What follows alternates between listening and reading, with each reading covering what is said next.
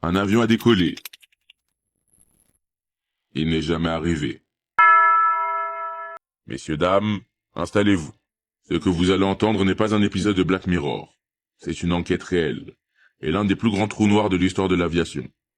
Nous sommes le 8 mars 2014. Le vol MH370, un Boeing 777 contenant 239 personnes à bord, décolle de Kuala Lumpur, à destination de Pékin. Un vol de routine, un avion récent, un pilote expérimenté. Et à 11h19 du matin, voici la dernière communication radio de l'équipe à bord.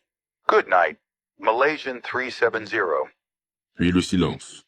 1 minute plus tard, le transporteur est coupé. L'avion disparaît des radars civils. Mais sur les radars militaires, il fait un virage à 180 degrés. Il quitte sa trajectoire, repasse au-dessus de la Malaisie, et file droit vers l'océan Indien. Pendant 7 heures. 7 heures en vol, sans signal radio, sans réponse, sans alerte. Les satellites le suivent à distance, mais personne ne l'arrête. Personne ne comprend, puis il disparaît. Pas de Mayday, pas de débris, pas de crash identifié. Juste, plus rien. Alors que s'est-il passé à bord? La première hypothèse, le pilote, Zahre Ahmad Shah, 53 ans, expérimenté, respecté. Mais chez lui, les enquêteurs découvrent un simulateur de vol. Et devinez quoi? Il aurait simulé un itinéraire quasi identique à celui du MH370. Coïncidence? Planification? Personne n'ose trancher. Deuxième hypothèse, l'incident technique. Hypoxie, feu à bord.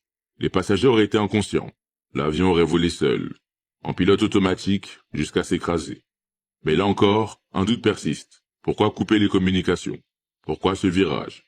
Et pourquoi aucun message, aucune tentative de contact en 7 heures? Imaginez, vous êtes dans cet avion. La nuit, le silence. Les lumières s'éteignent doucement. Pas de turbulence, juste une trajectoire étrange. Et personne dans le cockpit qui vous dit pourquoi. La peur ne monte pas d'un coup. Elle s'infiltre, minute après minute. Et vous réalisez, vous êtes seul. Quelqu'un a pris les commandes, et ce n'est plus vous pour emmener à Pékin. Les familles, elles, attendent. Des jours, des semaines, puis des mois.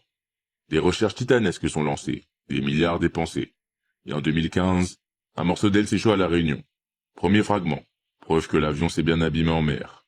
Mais l'épave, le cockpit, les passagers, jamais retrouvés. Alors que retenir de cette histoire, qu'en 2014, un avion de ligne peut encore disparaître sans laisser de traces, qu'un pilote peut faire basculer 239 vies dans le néant en silence, ou que dans un monde obsédé par la surveillance, il suffit parfois d'un bouton éteint pour devenir invisible. Moi, je ne juge pas. Après tout, je ne fais que raconter l'histoire.